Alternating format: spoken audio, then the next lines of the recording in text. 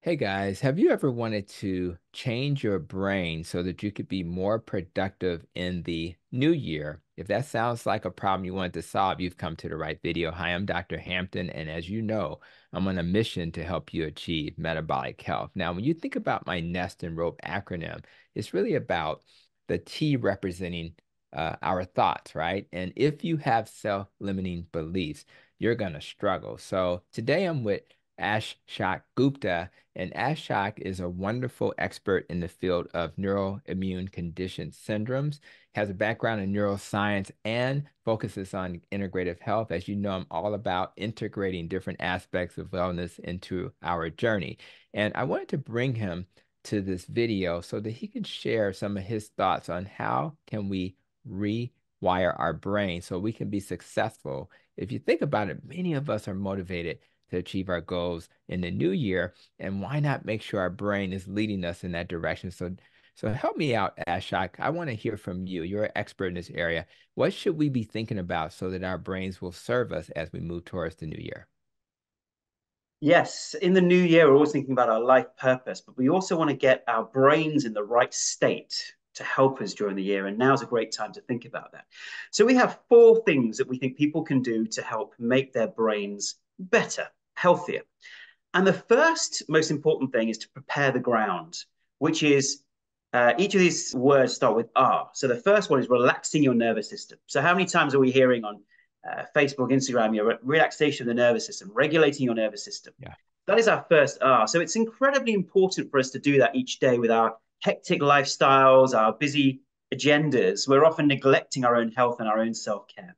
So, can we spend even just 10 minutes a day minimum just with some breathing and meditation techniques to calm our nervous system? So, that's our first R. And we're going to feel healthier and happier as a result. And we're going to have a better brain, a better mind to deal with life. The second R is retraining your brain. And that's the core thing that we do here at Gupta Program, which is very unique. And that's all about becoming aware of those patterns that we get stuck in, those habitual ways of thinking, of feeling, those habits of responding to the people around us, or these kind of over the top wants and desires that stress us out. These are all brain patterns. And we want to retrain our brain. Yeah, and that helps our brain then become healthier and Yeah. us become happier. The third R is re engaging with joy. And this is an important one because so many times in life, we're so busy with the external world, we forget that there's a wellspring of joy that's within us. Yeah? Mm. And we can re engage with that inner joy, that natural happiness and joy that comes without any dependence on the outside world. And for some of us, that's gardening, right? How do you feel when you're gardening? It's not the gardening that's brought you joy, but it's allowed you a space of peace Hmm. within which you can now connect to that inner joy. Or maybe it's walking in nature or playing with your child. Re engaging with joy helps our brain relax and switch off for periods of time, and therefore makes it healthier and us better able to deal with illness in life. Yeah.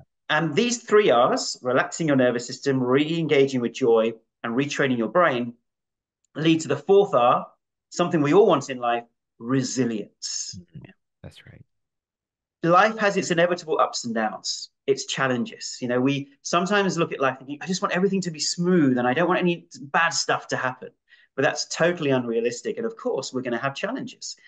And resilience is the number one way that we stop our brain coming off its center and us feeling stressed and overwhelmed or burnt out.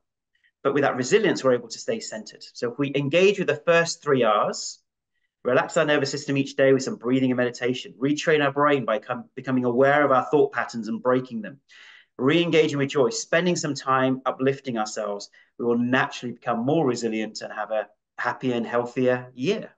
Wow. And just when I thought this was just about diet change, you hit us with how we think. And for everybody checking out this video, if you make sure your thoughts are serving you, you'll better be able to achieve your goals at work, within your relationship. And of course, if you're on a health related goal and you're using lifestyle changes, you're better able to achieve those. So all of those principles resonate with me, which is why I have a nest which talks about all of those different aspects. But I appreciate focusing on the T today, how we think. So, Ashok, I appreciate that. I also appreciate you coming to the Protecting Your Nest podcast, where we go into deeper discussion about some of the health conditions that people suffer from, particularly chronic fatigue and fibromyalgia and things like that, things that your doctor struggles helping you with because they may not be focusing on the entire picture. Fixing many health conditions is like a soup. There's different ingredients, and it's not just one thing. It's not just that one thing in the soup. So I really think that's a great episode to check out, and I appreciate you coming to this video. Like, subscribe, share, and until the next video from the Metabolic Health Doc, continue to be safe, be well, and continue to protect your nest.